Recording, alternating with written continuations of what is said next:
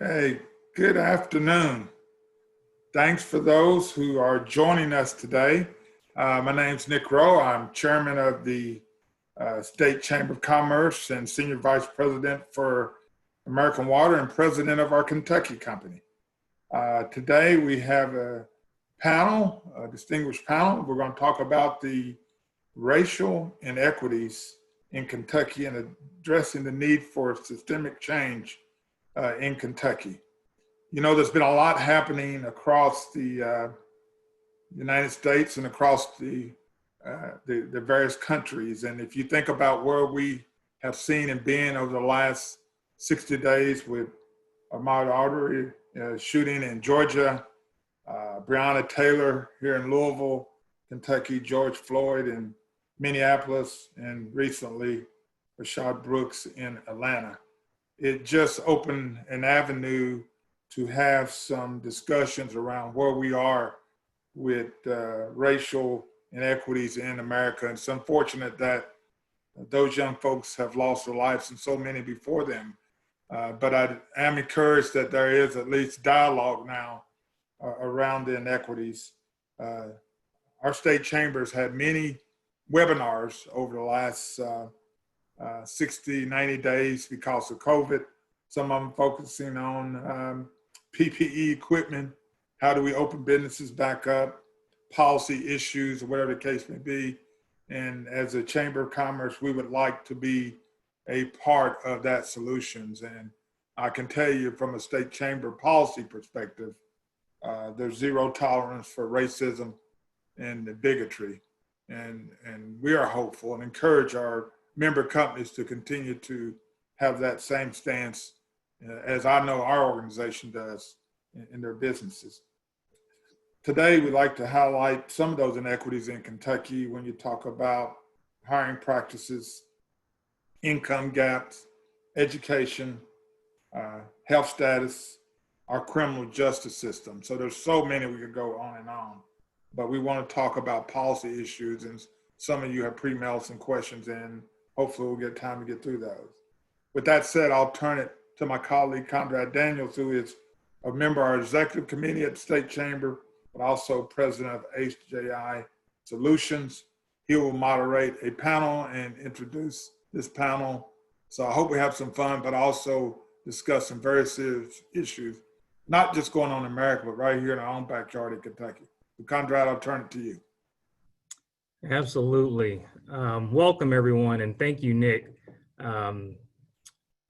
This Kentucky Chamber webinar on racial inequalities in Kentucky. My name is Condrad Daniels.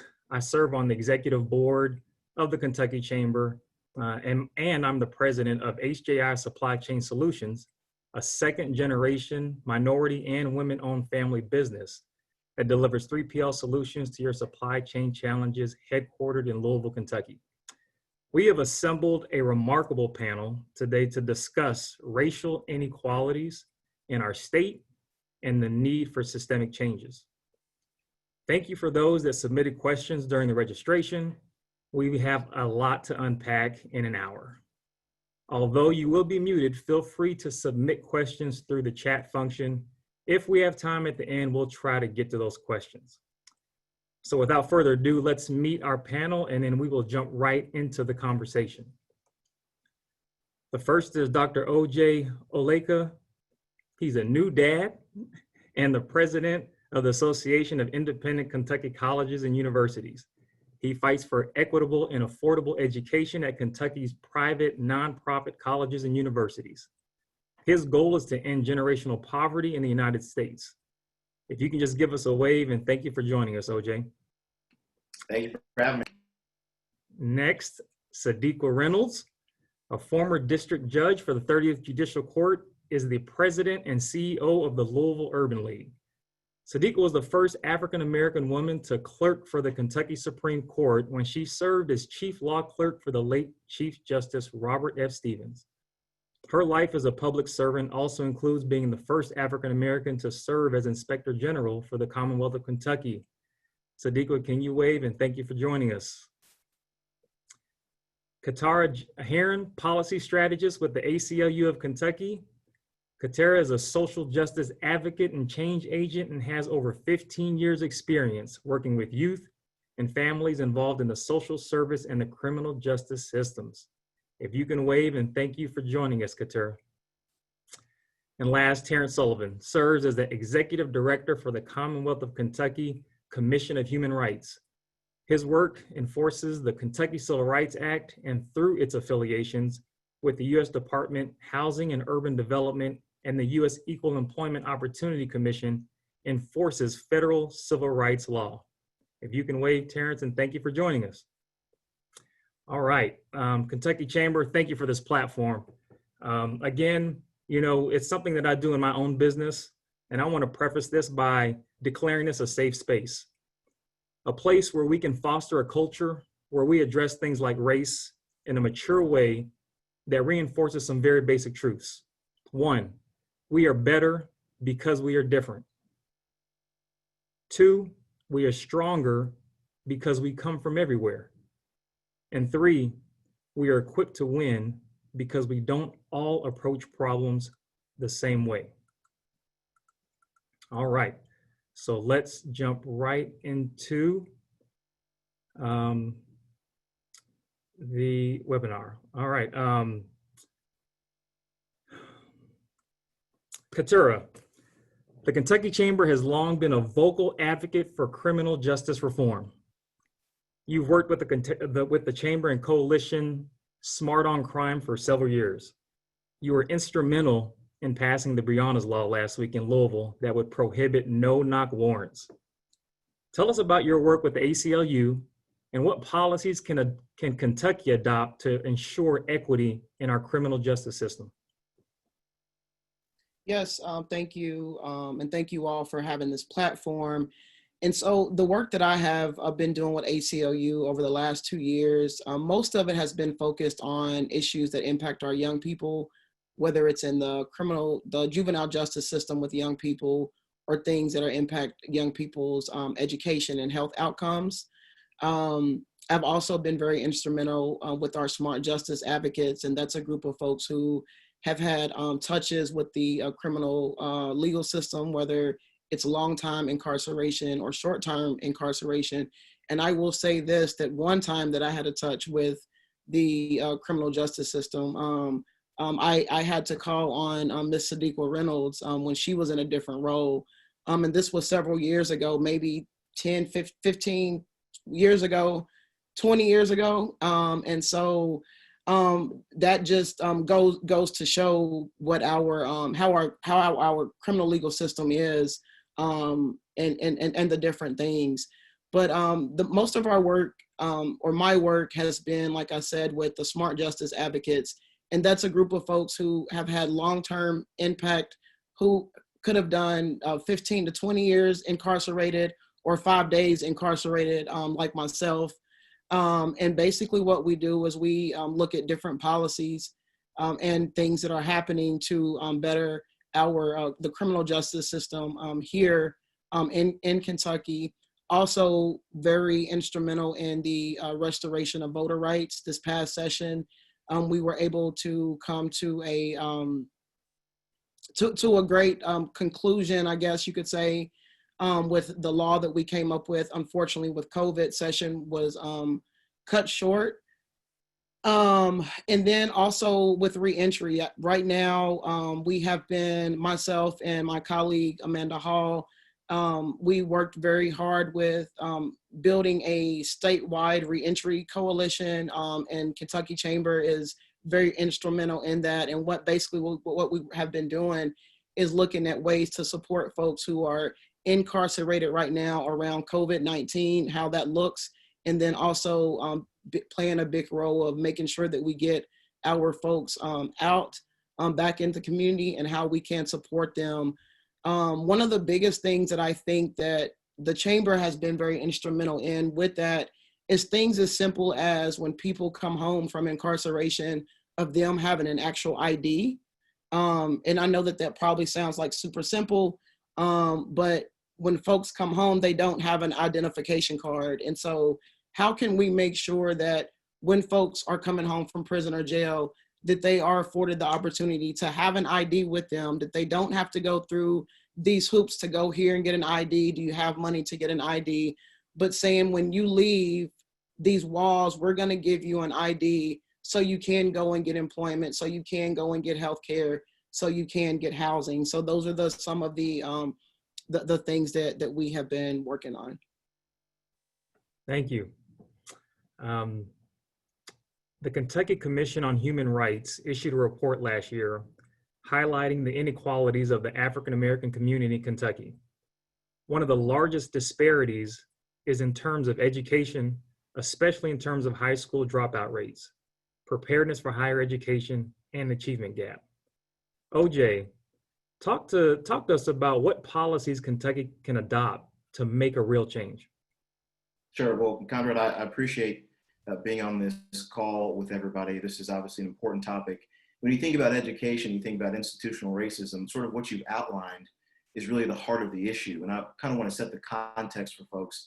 My research really focuses around socioeconomic status and students who come from low-income backgrounds and what Lynn calls social capital. And social capital is just this idea that the personal network that you have can be impactful for what happens in your career. You know a ton of people in the legal industry. It's a good possibility you could end up there, but also have the connections to figure out law school, to figure out what firms to work in, and so forth.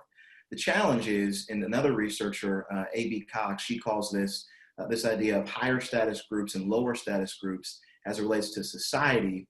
There's a negative impact for what society deems as those lower status groups.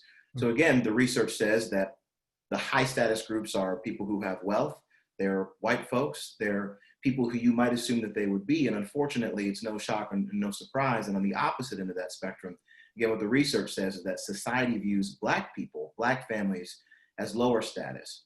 So what this means is that in those conversations, if you go to dinner parties or if you are around people who have access to the bureaucracy of higher education in particular, a lot of Black families, particularly low-income Black families, don't have those same conversations. It means the difficulty of navigating how to get to college, how to even apply for college, filling out the FAFSA, all those things that are critical for getting extra scholarship dollars and making college affordable. Unfortunately, Black families, particularly those in poverty, are often left out. This is the institutional side in higher education, but this starts at K through 12. There is a couple other researchers, Bastido and Bowman, they call this correspondence bias. And I know I'm getting all academic on you here, but it's this idea that you effectively correspond with students who are applying for colleges and universities, and it reinforces what you already believe. So an enrollment manager might look at a student who goes to a high school that is predominantly minority students, predominantly low-income students. They make the assumption that that student who's applying could make it in their college or the university. So then they assume because that student could make it, regardless of what their GPA is, or whatever their full totality of their application is, that they can't do well. So those students may not get in, even though the research tells us that those students would do just fine and they would excel. Yet some other student who might go to some other highly touted high school gets in simply just off the reputation. Again, this is these things converging, this idea of higher status groups having access to better educational outcomes than quote unquote lower status groups, and how correspondence bias can play a role. That's the bad news. The good news is Kentucky's on the case, and with regard to higher education in particular, we're trying to lead the way. IQ institutions, again, the independent colleges and universities, have increased their underrepresented minorities, these are basically students of color, by 50% over the last 10 years. And most of that is driven by Black enrollment and by Black bachelor attainment. That's incredible news. The public institutions are doing the same thing. And specifically within the recent last week or so, you've seen a lot of institutions make public statements about how they want to do better. Spalding University and Bellarmine University have worked together with the University of Louisville and other institutions locally in Louisville to commit to dealing with racial equality and racial inequities in a way that hasn't been done before. Alice Lloyd College, all the way in Eastern Kentucky, they have a minority scholarship they offer to low-income students as well. And of course, you look at Georgetown College, their new president, Will Jones, has committed to this. And Berea College is another institution that was founded on this way back when it was very uncool and unpopular to be talking about the important issues that we are today. So higher education is certainly on the case. And with regard to policy, I'll defer to Dr. Thompson at CPE, the Council on Post-Secondary Education, who's done phenomenal work on this throughout his career, but also while he's been president. The performance-based funding asks institutions to explicitly speak to this, to make sure that they're getting more Black students in particular to come to their institutions. But really, it's a pipeline issue. And I want to make sure that we're recognizing that if we've got members of school boards listening, or if we've got principals or superintendents listening, we've got to do a better job in terms of the pipelining and getting rid of the lack of social capital or socio-institutional knowledge, again, as the research might call it, with regard to our Black students who go to predominantly Black schools, or looking at enrollment folks who simply misunderstand this and think that Black students can't learn. So it's a policy issue, but often, unfortunately, is the case with anything dealing with institutional racism. It's a hard issue as well. Thank you for that, and we so appreciate the work that you're doing. Sadiqa, you have been involved in this work for many years, and you are one of the strongest voices for racial equality here in Louisville. Thank you. Louisville Urban League works on jobs, justice, education, health, and housing. Tell us about your work, and especially in the last few years, and with the protests in Louisville, what are the things that the business community can do to make tangible differences? Well, immediately, as in the next 10 days, the business community could partner with Jefferson County Public Schools and other public school systems to make sure that every one of our students has technology and a hotspot. We need to make sure that these young people are not disconnected because of COVID-19. If you think about, wait a minute, let me rewind. Thank you so much for having me. It's a pleasure to be here. Thanks, everybody. So good to see you all. Okay, I'm back. I forgot to do that. But really, I mean, the business community right now could be partnering with these local school systems. We can't have young people that are completely disconnected for we don't really know how long. None of us is really sure about when the school year is going to start. So I think we've really got to think about how we ensure that we have support for our students. The other thing is the teachers right now, the business community should be pushing the school systems to do some immediate technical assistance training, NTI training for teachers across our state, because they need to know how to teach through this new virtual reality that we are all in. We do not have time on our side. These kids are in the grade they're in, they're going to graduate, we're gonna push them through. That's what we've done. And so we need to make sure that we are actually educating them. I think we also have to think about what's going to happen with our students who are going to college. I'm interested in enrollment numbers. I also think we have to be focused very keenly on retention rates. What is it? How do we retain? How do we ensure that these students who are enrolling actually have the support that they need? Again, I think this is a place that the business community could help. And part of the help is just saying you want to ensure that you have an educated populace to choose from as you're hiring in positions. I think it's so important for chambers to speak out. It's not for everybody to necessarily go into some different skills training, or, you know, in some cases that's great, but in many cases we're expecting these young people to go to college, to graduate and be able to perform. So that's some of what I think would be helpful for the business community.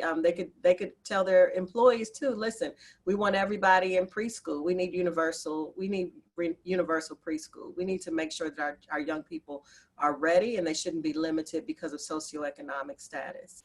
The question you asked, the league's work, jobs, justice, education, health, and housing, is just what it sounds like. We're trying to help people get into jobs. We do job training in some cases. In some cases, we're just helping to make the connections, or we're helping with the resumes. We're definitely helping with the critical skills that people need in order to be successful. We have one employer who just recently told me his retention rate increased 70% because of working with the league, because of our wraparound services. Because sometimes people need a ride for 2 weeks. For the first 2 weeks of work, they don't have the money. Some people come to us and they're homeless. They're literally living in their cars and they're trying to get through.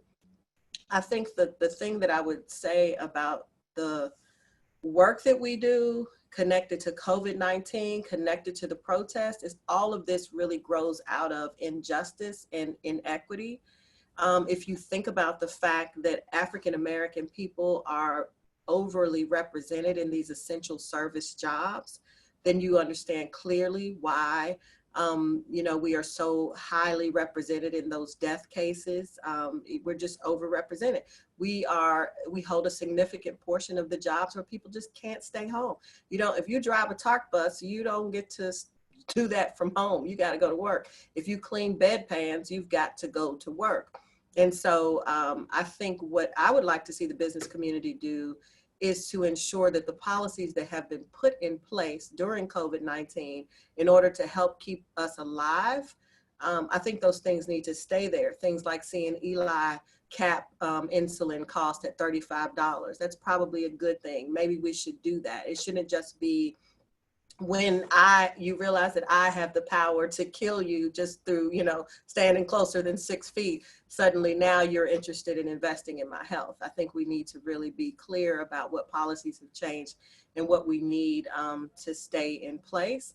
If you think about educational achievement and you look at redlining, for instance, and all of this stuff, you tie the redlining map and you put on it the people who are sick and dying from COVID-19, you put on it the poorest educational outcomes, you talk about poverty, all of this goes hand in hand. So coming out of COVID-19, coming out of these police protests, because again, that's still about injustice and inequity and how we treat people because of where they live and how they look and what we've been willing to invest in their communities. At the end of the day, when we look at all of that, we hope that we can create a different world. I don't know anybody who is interested in going back to what was normal. Normal was not good enough for the people that the Urban League serves. In a normal world, you don't need an Urban League. My normal, the normal that I'd like to create. So we've got a lot of work to do, and the business community should be leading. I heard somebody say, it's amazing how you have all these people who are so smart, they can do anything. They're innovative, they're creative, they know everything, except when it comes to talking about basic human rights for Black people. All of a sudden, they don't know what to do. They don't know how to do it. They're dumbfounded. I don't accept that. That's all. Thank you. Thank you, Sadiqa. Terrance, you were recently appointed as Executive Director of the Commission on Human Rights. Tell us about this position and what your commission is doing to combat racism and put policies in place to advance equality. Sure. And thank you for having me. I hate that I have to follow Sadiqa, but I will try. As a commission, and as you mentioned earlier, we are charged with enforcing the Kentucky Civil Rights Act. And in relation to racism and discrimination, what we can do right now is, in certain instances where discriminatory practices are evident, or where someone alleges that they've been discriminated against in certain areas, we can, as a commission, take their complaint and investigate that complaint and help them move throughout the process in finding a solution or a resolution for whatever their grievance is. As far as doing policy, that's not necessarily the purview of the office as constituted. However, we can have some impact in moving policy forward that helps to eradicate forms of discrimination or targets discrimination that we know is present in housing practices, lending practices, in education, in credit processes. So we're not a legislative body by any means, but we can work to help with other organizations, partner organizations like the Urban League, if there's something that we're trying to make happen that is going on in Kentucky. We can partner and say, these are the steps we need to take to, much like Sadiqa said that she, in her preferred normal, things like the Urban League wouldn't be needed.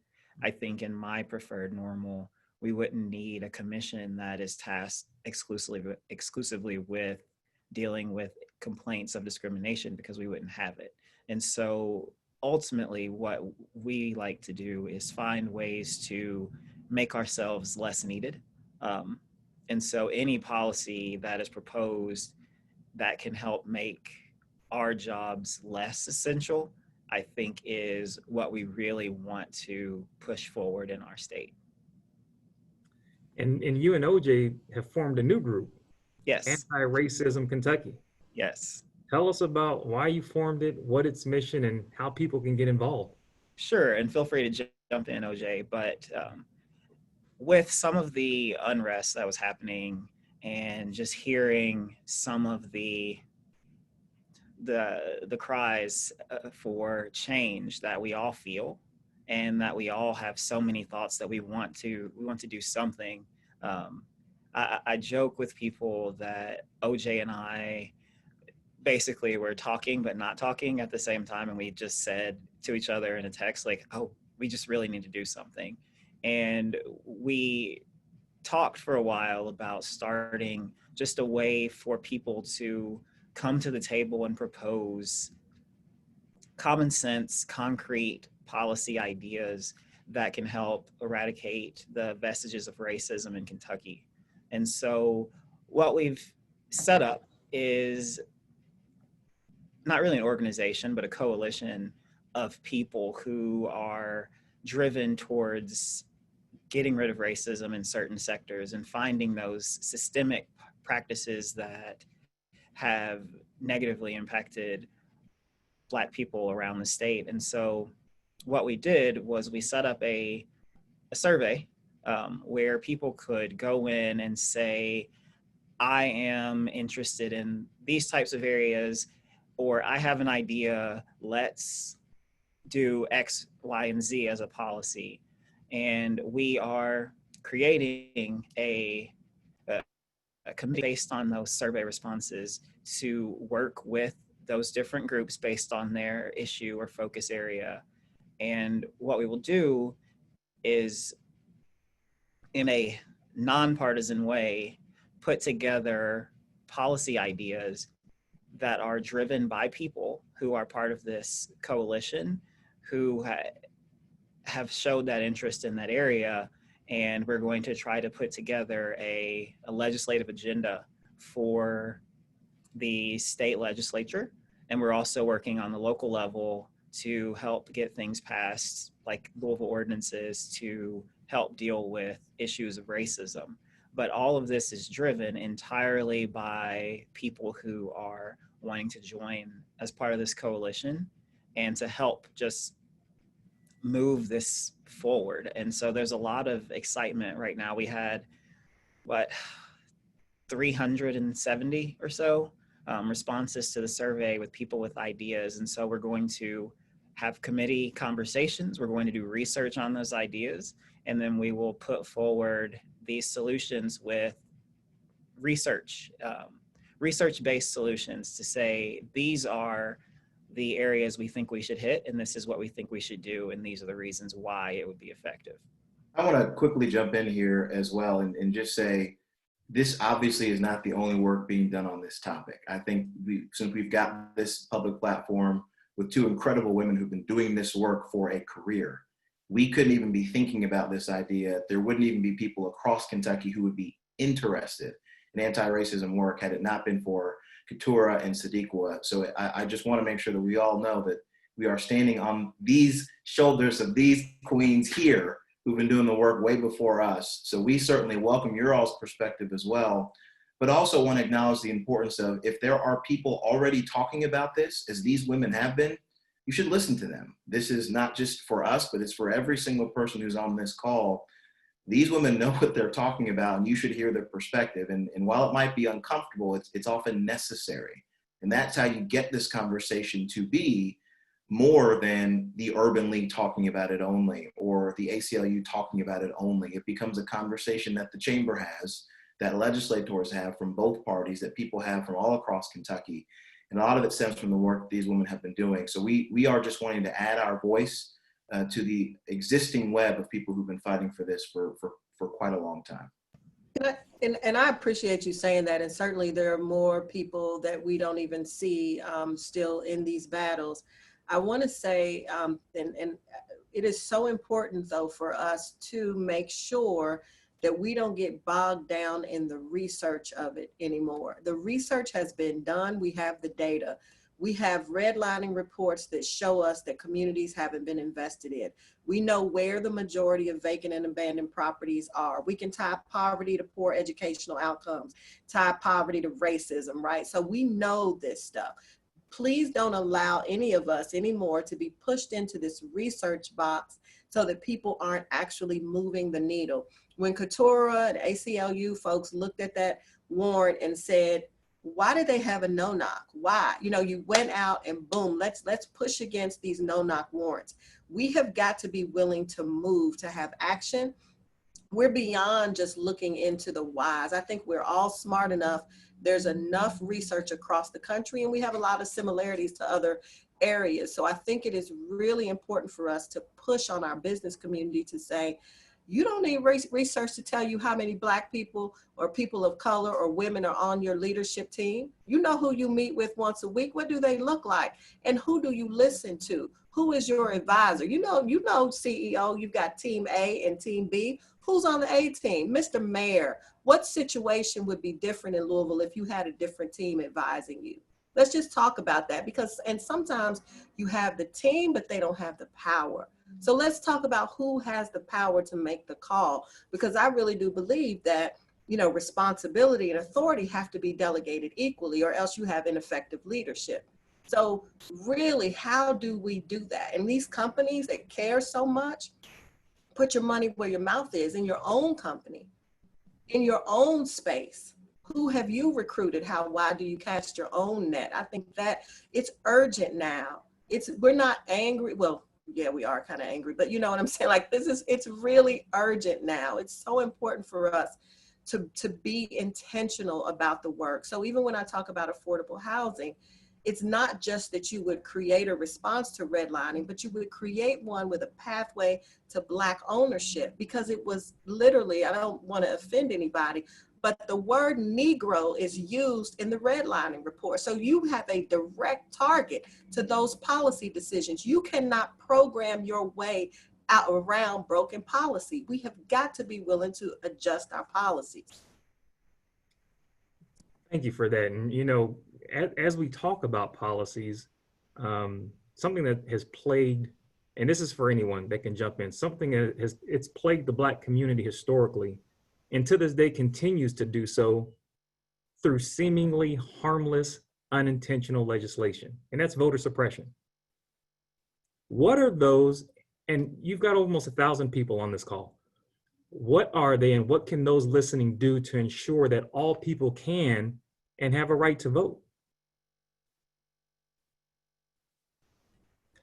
Okay, nobody else is saying anything. I figured Keturah was going to start with that. I thought she was too. But I'll just tell you all, Senator McGarvey was just here this morning, and I asked him, why can't we have legislation that every registered voter gets the ballot? For November, we need every registered voter to get a ballot and be able to mail it back in, because we're not going to have a vaccine for COVID-19. We need to go ahead and make arrangements. This mail-in thing did not work. I still don't have my ballot.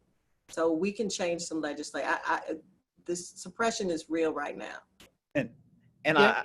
I think one thing that we really need to do is legislation, yes. And we need to, in any legislation or any order or anything about voting, we need to just continue to find ways to make it more accessible and not create barriers and boundaries and hurdles to jump over to vote.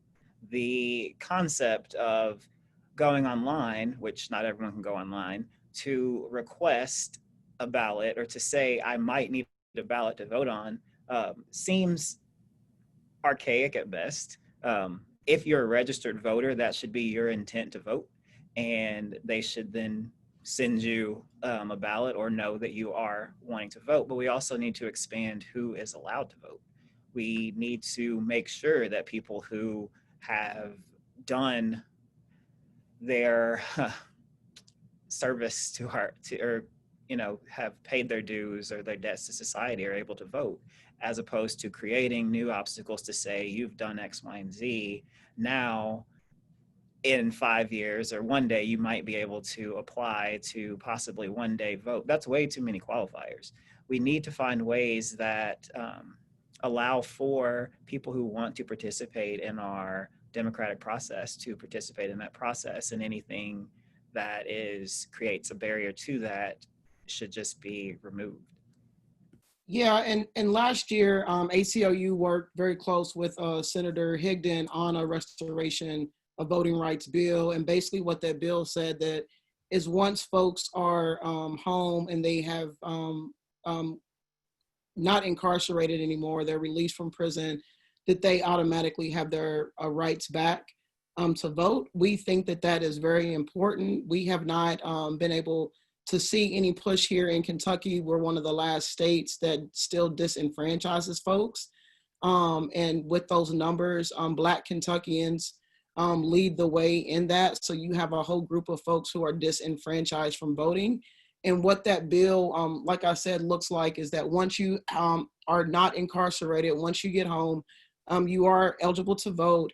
And then also what we were able to do was that there would be a 5-year wait period for folks to get their civil rights back. So that means that if anyone was incarcerated, they would have the ability to run for elected office. And I am someone who's been impacted by the criminal justice system. So I think that myself and there's others that show that it does not matter what your past is, that we have to make sure that when people come home, they are paying for taxes, they are our neighbors, they are raising kids, and we have to make sure that we welcome them back into our communities and give them a voice because they are doing the same things that we're doing.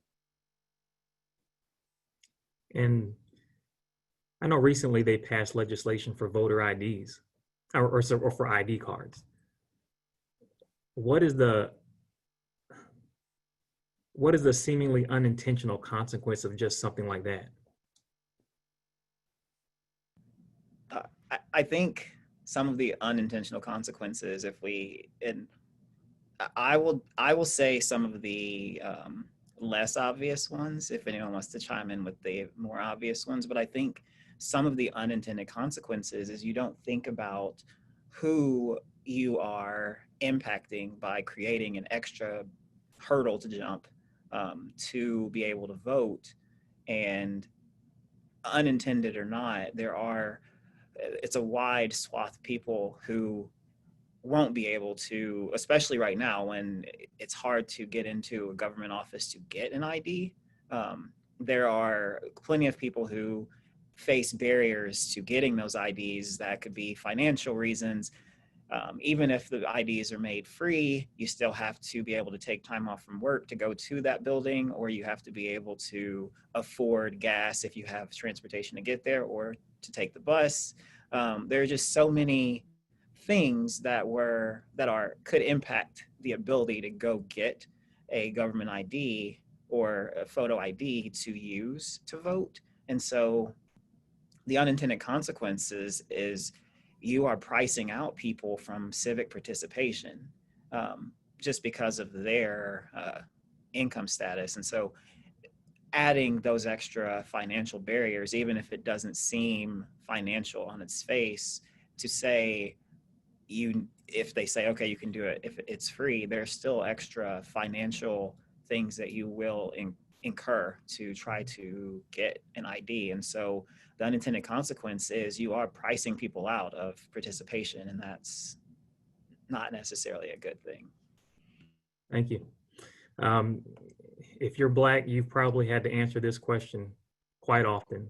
However, we've got a lot of white allies on this call. So how do you respond to those who counter the Black Lives Movement with the phrase "all lives matter"? And that's open to anyone. I get this question a lot, actually, with some of the circles that I run, and I think it's a good question. The way that I respond is, well, sure, absolutely, all lives matter. The reason why you have to say Black Lives Matter is because, unfortunately, throughout our history, we haven't been included in All Lives Matter. You think about all the political issues that we've had in the United States of America, the partisanship, if it's women's suffrage, if it's taxes, if it's immigration, if it's abortion or any other touchy issue. We've only gone to war with ourselves over one, And that was deciding that the people on this panel, that our bodies are worth 100% as opposed to 60%.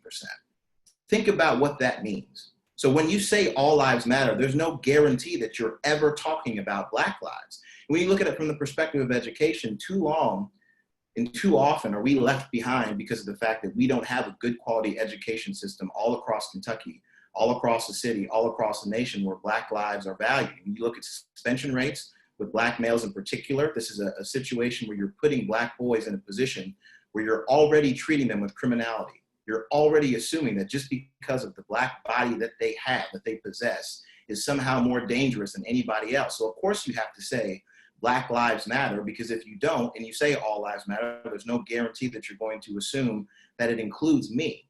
So this is the thing that I ask people to think about very explicitly and very clearly. If you're going to say all lives matter, think throughout our history when we've ever had to be explicit and name someone else specifically without going directly and naming the fact that a Black body has equal value to anybody else. There's no guarantee that we're going to be included. So that's typically what I try to say. Usually it might be a little kinder, maybe less words, but you have to acknowledge the history of our country, unfortunately, and say that Black life has value. Otherwise, there's no guarantee that people know that you're saying that. Great answer. Sadiqa? Keturah, oh, okay, I thought Keturah was gonna say something. No, okay. All right. There are people in our country, when they die, flags are lowered. We know their lives matter. As it relates to Black people in this country, we have watched on video. Let's just rewind to Rodney King. That's one, we don't have to go all the way back to slavery and go all the way through Jim Crow. Let's just rewind to Rodney King, which was in my lifetime. We all watched that. And there were people who watched that video and said, oh, well, he was arresting, because your body, when you hit somebody or kick somebody, or when the doctor taps your knee, your leg pops up there, you just have reflexes. But we had disagreement in this country about whether or not that was deserved, that beating that Rodney King took. Then fast forward and think about Eric Garner. And Eric Garner was allegedly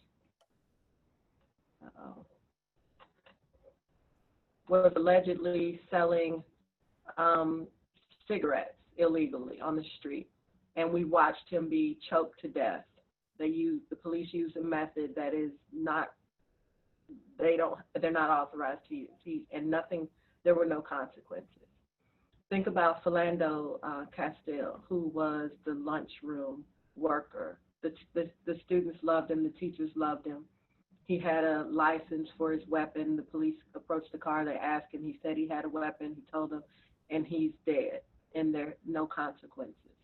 Just keep going through.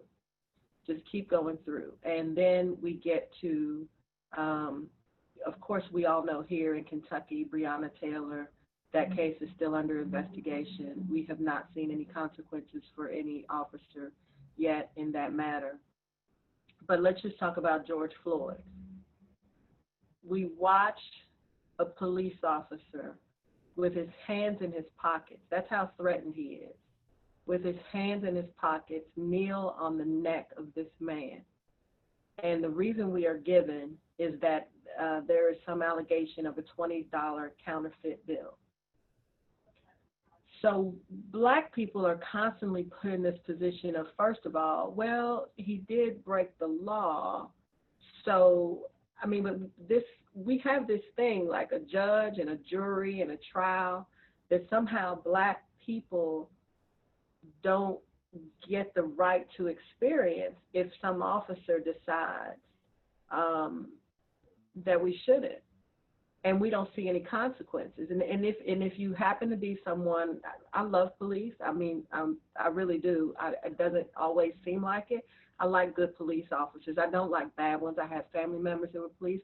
I think bad officers put everybody at risk.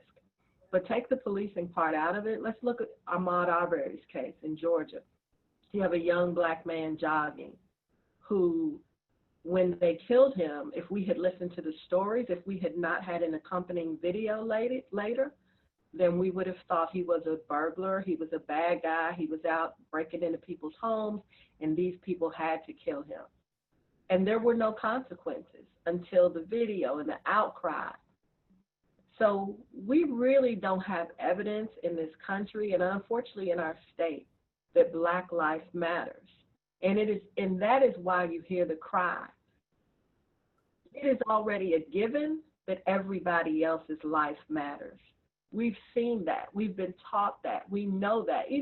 Even the most rogue officer knows that, because they even respond differently in different situations. We collect videos of white people who have guns who just get arrested. We had here in Louisville a Kroger shooter who clearly was focused on killing people because of their race. When police arrived, he had a gun in his hand, and he got to go to jail. So everybody else's life surely matters. We know. What we are fighting for is for our lives to matter, for there to be some consequence when we are harmed. So that's why you have this movement. That's why people are speaking out. When you think about, and people only think of it in the police context, but what about the per pupil spending as it relates to education, where you have systems that deleted these teachers, right? Once we decided we were going to integrate our school systems, we just said, goodbye, Black teachers, we don't need you anymore. Simmons College is a great example. Everybody lost their job with the exception of one. That one went into the University of Louisville. So now we're trying to figure out, well, we don't have enough minority teachers, but that's intentional. Somebody did that. We created policy to get rid of them. So you have to have policy now to be intentional about recruiting them. Those are the kinds of things we have to talk about and be willing to move on. And so all of these things that are broken in community and in these communities, it was broken on purpose. There are really no unintended consequences. There are things that you and I haven't thought of, or maybe haven't traced back, but this is very intentional, even down to requiring a driver's license or a state ID to vote.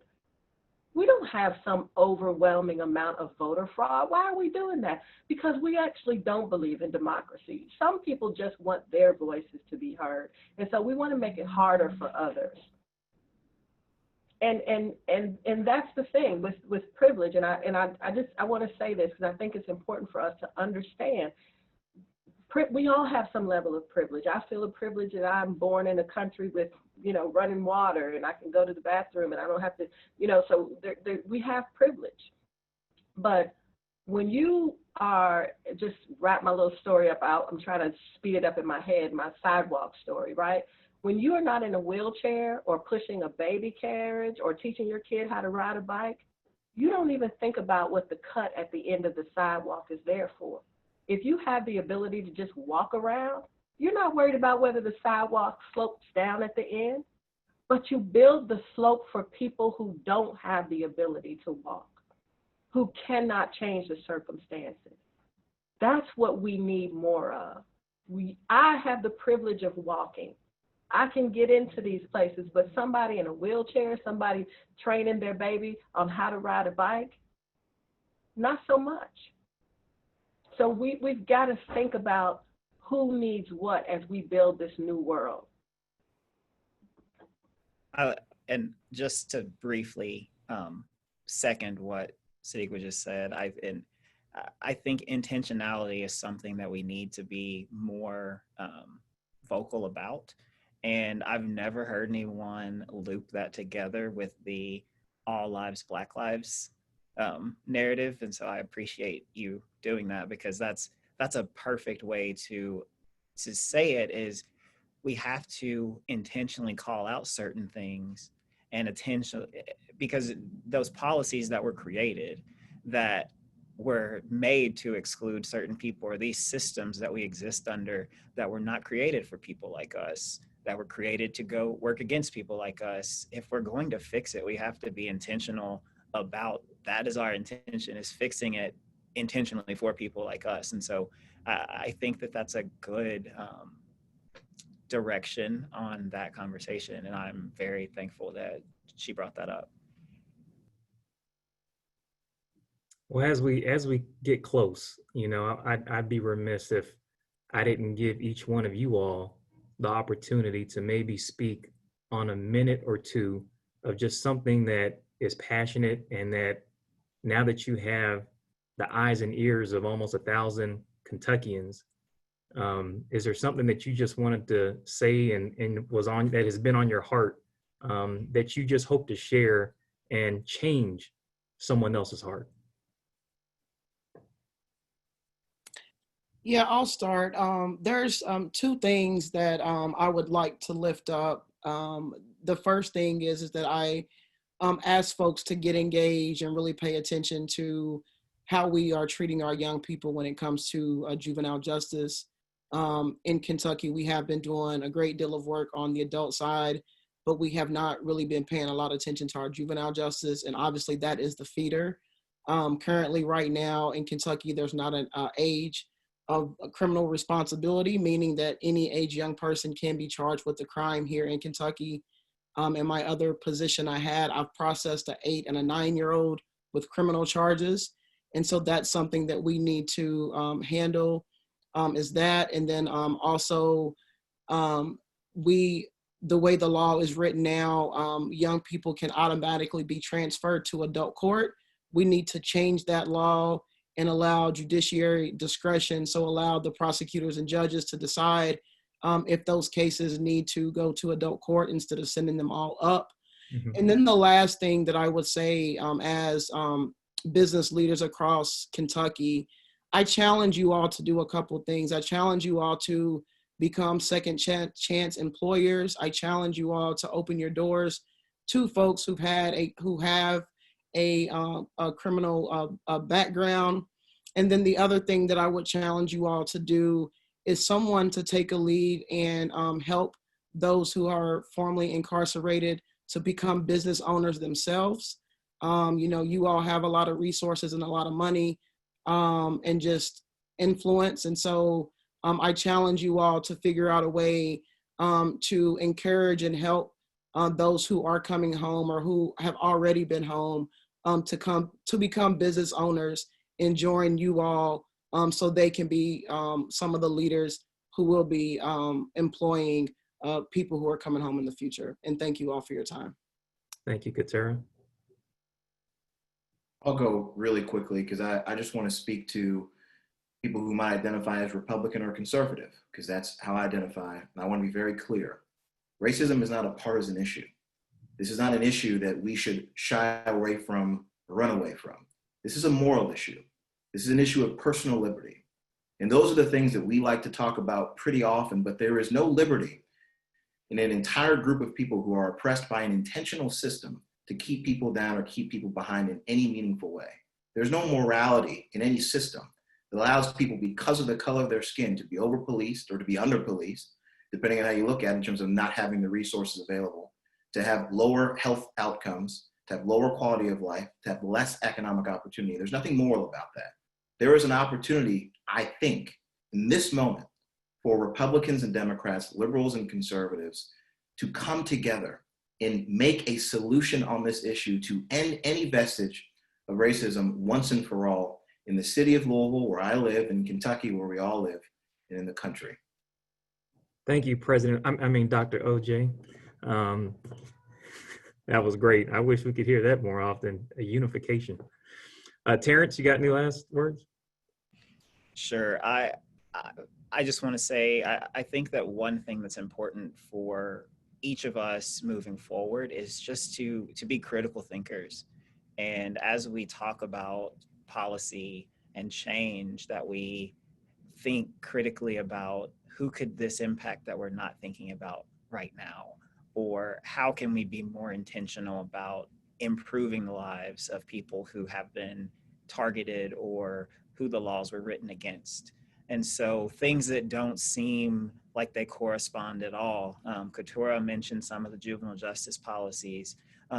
Just in terms of transfer, looking at the types of cases that qualify for transfer and the ones that don't. Mm-hmm.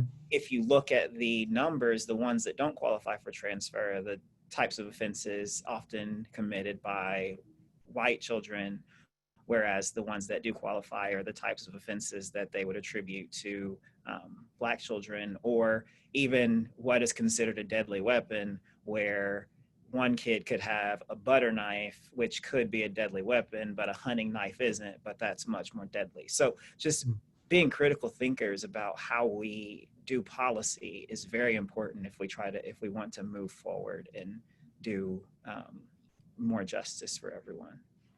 Thank you, Terrance. What an honor to be on this panel with all of you all. I really appreciate it. Condrad, thank you for the invite. I think I can summarize everything everyone has said by saying jobs, justice, education, health, and housing. You don't have a system in this country, in your city, in your county that does not need to be reformed. You just don't. There are some low-hanging fruit that we could do, but generally speaking, and as it relates to jobs, small businesses, we need support for Black people and people of color and women, but especially right now, let me just be honest about why the Urban League was created. It's a civil rights organization.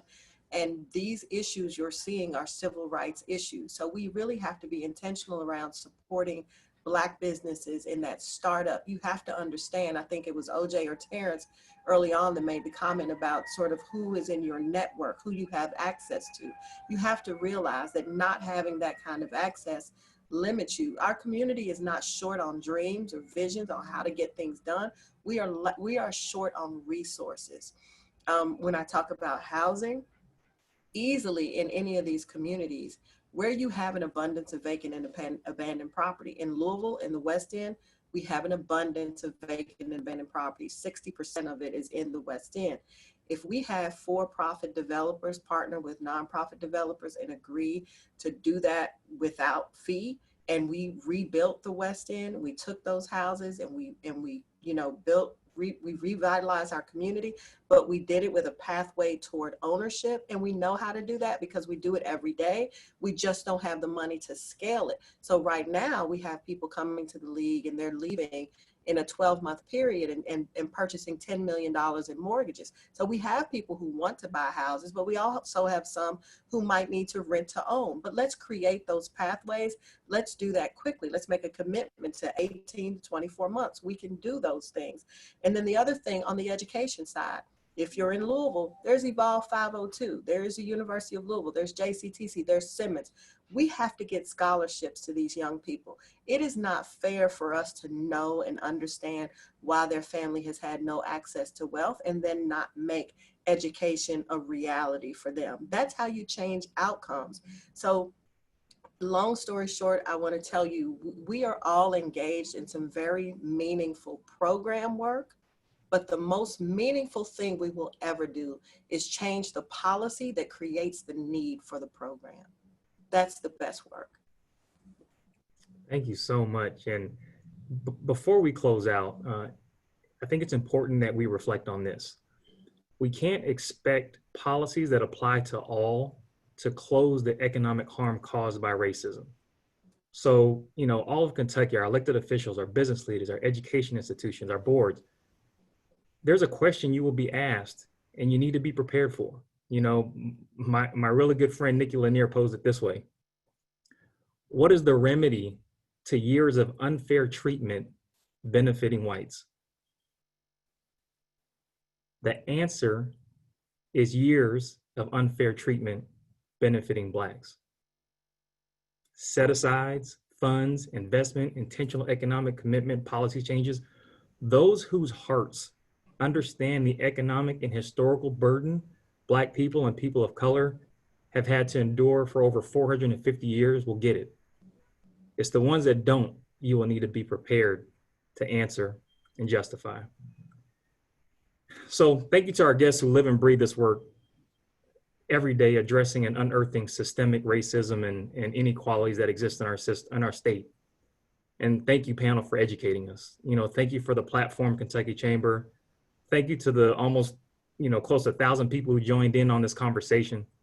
This webinar will be recorded and can be accessed on the Kentucky Chamber website.